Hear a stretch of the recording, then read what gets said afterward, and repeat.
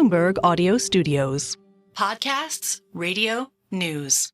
This is Bloomberg Businessweek with Massar and Tim Stenovec on Bloomberg Radio. Well, earlier today, President Joe Biden expressed hope that Americans can, quote, lower the temperature and reaffirm their faith in the election system after a contentious campaign that saw Republican President-elect Donald Trump secure a sweeping victory. The former president did say that campaigns are a contest of competing visions, or the current president, I should say. A country chooses one or the other. He said, we accept the choice the country made. And he said many times, you can't love your country only when you win. Well, it will take some time for the history books to write the story of this presidential election. But Bloomberg Businessweek editor Brad Stone offers an assessment today of what propelled Donald Trump to a decisive victory. Brad is a Bloomberg Businessweek editor. He's also the author of 4 books, including the New York Times bestseller, Amazon Unbound, Jeff Bezos, and the Invention of a Global Empire. He joins us from our San Francisco bureau. Brad, you write that Trump's decisive 2024 win against Kamala Harris looks less like the polished narrative gemstone it will inevitably become, and more like an unwieldy clump of muddy economic explanations and gross political blind spots. What are the muddy economic explanations? I want to start there. Yeah, thanks, Tim. And first of all, great interview with Kathy Wood. Oh, thank you. Very interesting stuff. Well, look, we always look back on our elections and sort of contemplate a pithy summation of what happened. So Trump in 2016 kind of bringing Americans to reject Obama's globalist optimism. You can go back, Obama, his message of hope after the Great Recession. And so I was really kind of thinking about, well, what are we going to take from this? And the most obvious explanation, the big one that stands out, is that people were just dissatisfied with the current state of things economically. I mean, you had a president deep underwater in Biden, his popularity, his approval rating at 41%, 26% of Americans dissatisfied with the direction of the company. That's the easiest and most obvious explanation. But when I talk about the kind of muddy factors, I mean, there's just so much we don't know. The fact that Vice President Harris lost ground with Latino voters, non-college educated female voters, young voters. I mean, there's clearly something else going on here. And I think it will take a while for us to really look at the data and understand what went on. One thing that's really striking to me, again, the data is still continuing to sort of come out here, Brad, and there's been a lot of hand-wringing by a lot of different groups here at this point. But turnout just wasn't there, even on the Republican side, in terms of gross numbers compared to 2020. Do you have any idea what happened there? I mean, it's remarkable. I mean, maybe there's a little bit of political exhaustion. I mean, the vice president, talked a little bit about that on the campaign trail. In 2020, the election we're comparing it to, we were in the very midst of the pandemic. Maybe there weren't all that many alternatives at the time to getting engaged in the electoral process and voting. There might have just been something about the options and the candidates that voters had that turned them off. So, no, I think, when you look particularly on the Democratic side, the depressed voter turnout was a major factor behind the across-the-board defeats. Brad, what's really striking to me, and we actually heard this from Jay Powell over and over again this afternoon. He talked about how good of an economy it is right now. It's firing on all cylinders. Inflation's coming back to 2%. The unemployment rate is pretty in balance with where he wants it to be. That's not the message that I got in terms of this election. That's not the message that voters sent, especially in those swing states. What's the misery index? And explain how you looked at that.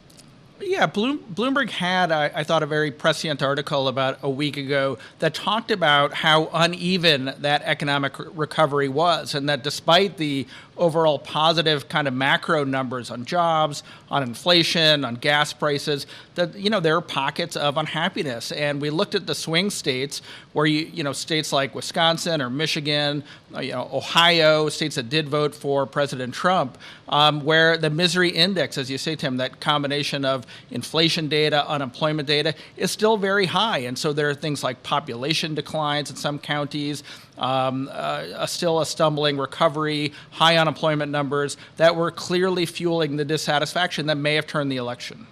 It's so interesting because it seems like the chattering class kind of thought that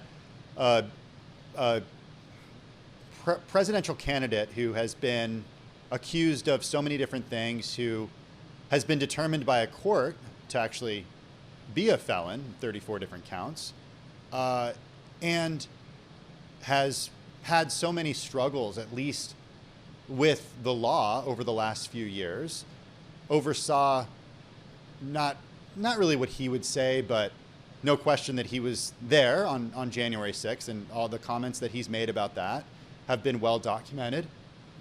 But that just didn't matter at all in the end to voters. Well, certainly not to a majority of the voters that turned out in this election. Maybe it did propel some to stay home. It may also be that people have short-term memories. I mean, my colleague Mark Millian writes today in the Businessweek newsletter about nostalgia.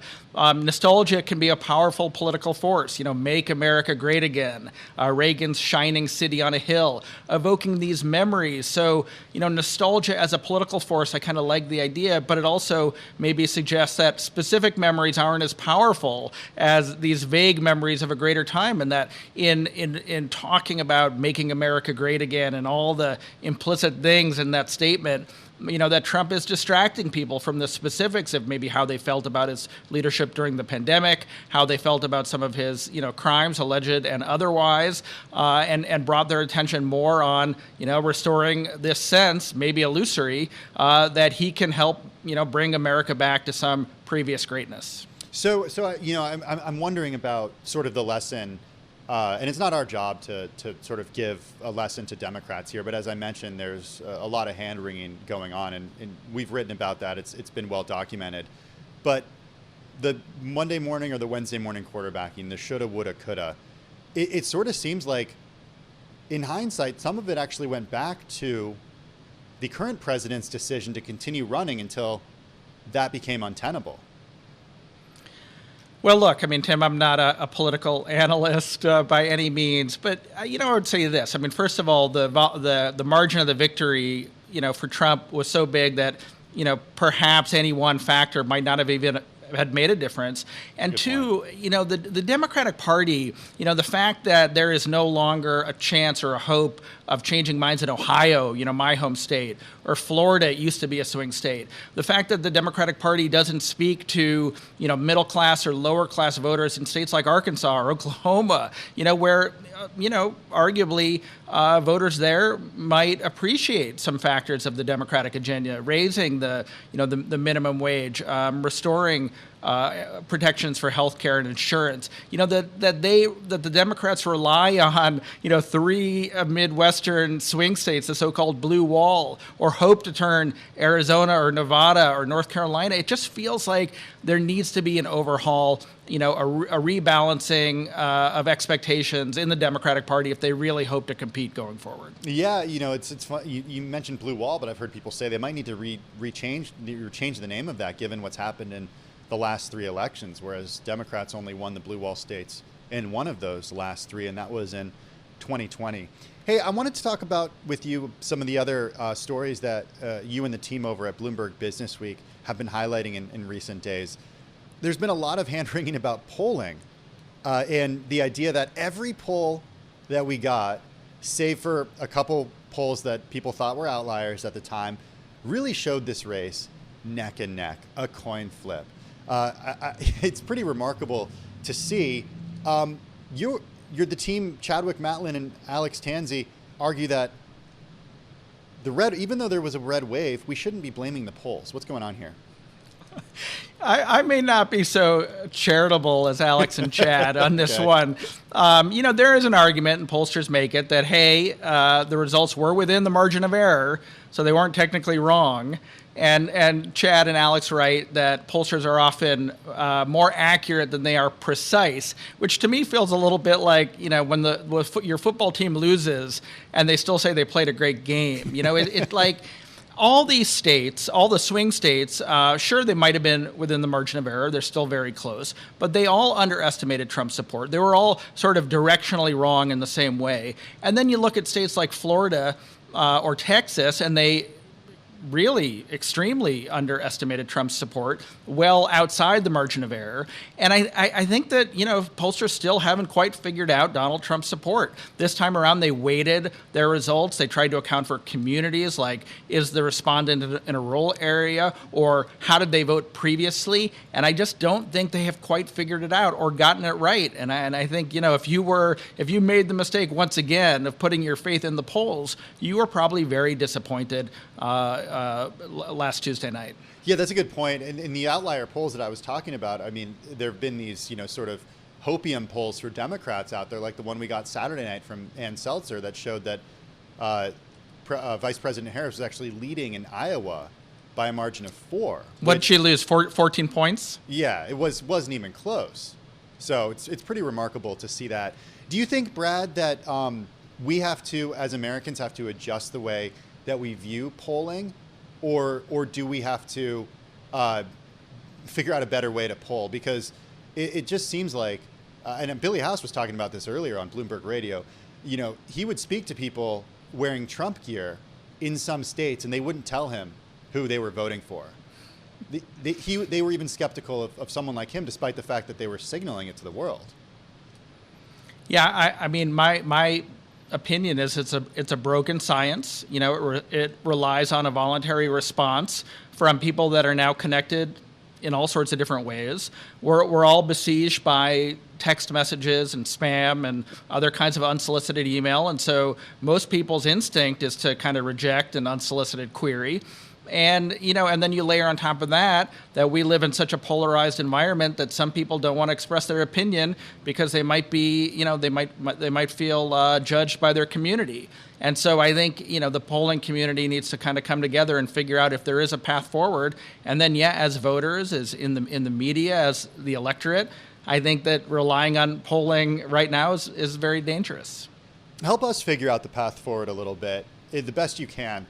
Not asking you to make predictions, but you are one of the few people who has sat down with President-elect Trump in recent months. You did that down at Mar-a-Lago for a Bloomberg Businessweek cover story that really covered pretty much every gamut of the economic agenda of the president-elect. Give us an idea of how you view, if any, his agenda has shifted since then. It was before his assassination attempt. It was before the convention. It was before his selection of J.D. Vance. And it was, of course, before he won the election, versus what you've heard from him now, and how he puts that into action in the coming months during the transition, and what that looks like January 20th. I mean, Tim, I just have no idea. Look, he might have all the branches of government. He's feeling extraordinarily empowered. He's feeling totally vindicated. There will be no checks on the appointees to his cabinet, to judicial postings. At the same time, like my impression of him when we did go down there in July, and just watching him over these past 10 years is that, he does see himself as a man of the people. He wants to be liked. It's extraordinarily important to him to be liked and respected and admired. And I don't think that impulse goes away now that arguably he's not going to ever face election again. So when it comes to some of the things that he's proposed, mass deportations or tariffs that could, according to economists, raise the rate of inflation. He's not going to have any practical moderating influences, but, he doesn't want to, I don't think it's in his nature to want to do broadly unpopular things. So I do wonder if that will end up being a check on some of his instincts. Although, the one thing that we heard from him on Tuesday night was he said, promises offered, promises will be fulfilled. So I do expect him, to come into office looking to immediately put points to the board and to fulfill some of the promises that he made on the campaign trail. Look, I'm not going to ask you to give up what you're talking to your reporters about in your editorial meetings, but you have a job that requires you to think pretty clearly about what things will look like in the next few months, because you're responsible for assigning stories and understanding what people are going to be talking about in the future. How are you thinking about covering the president-elect? We're going to be looking very precisely at the challenges and battles ahead for the new administration, and we have reached out into the Bloomberg newsroom around the world to look at what is ahead in Europe, in China, in immigration, cryptocurrencies, on Wall Street, and in tech. We were thinking of it in terms of the battles ahead, and it'll be interesting now because I'm not so sure there will be battles.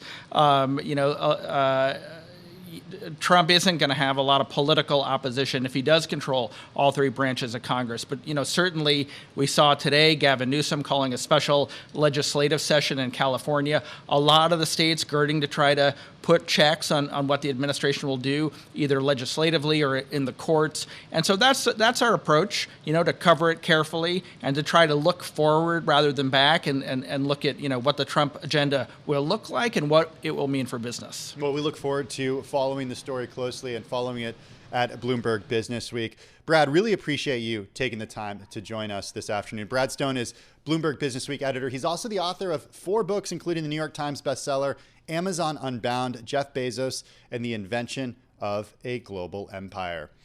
If you do want to subscribe to Bloomberg Businessweek and unlock deep reporting and analysis from our reporters around the world, including unlimited access to the magazine, check out our offers right now at Bloomberg.com/subscribe now.